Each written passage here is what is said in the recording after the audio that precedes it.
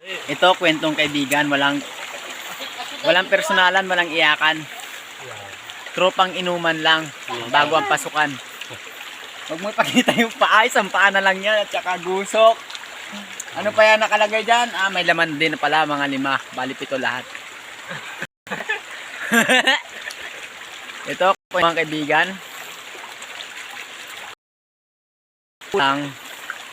sa disiplina ng magulang, kailangan bawat galos, bawat palo, isang ang nakalaan sa yung utak.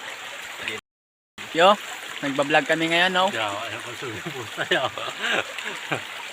Nagtatawanan sila. Ito ang usapan na to.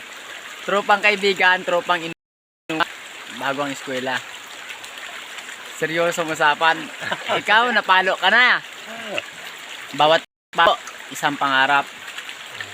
Bawat pangarap, unahin mo. Unang pangarap, manalig ka sa Diyos. Tama yan, tama. Walang mali dyan, walang mali. Dahil tayong lahat may kanya-kanyang Diyos.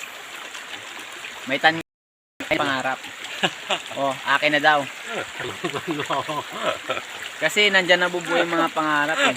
Lahat naman tayo nagsimula sa hirap. Maswerte tayo dahil nagsimula tayo sa hirap. Oh.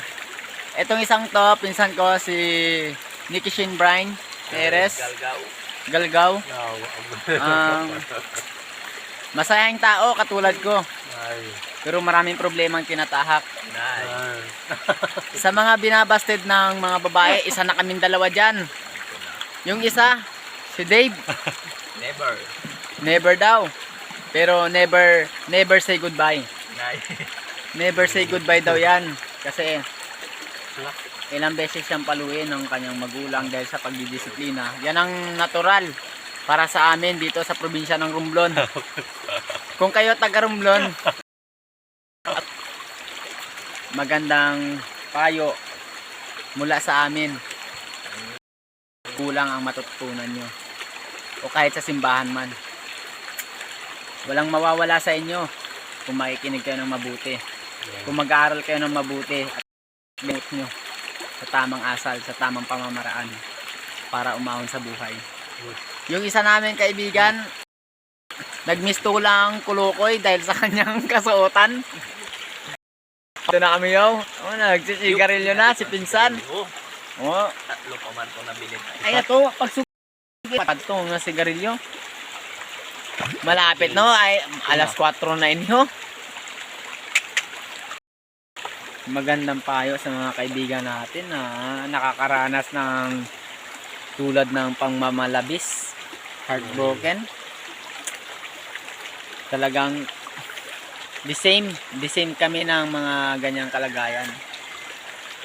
Mga payong kaibigan lang pero walang man. Ito'y personal na buhay. Yung mga ganyang mga addiction na yan, Yossi, madaling sabihin nakalimutan. Madaling sabihin nakalimutan pero hindi talaga yan makakalimutan kasi alam mo na.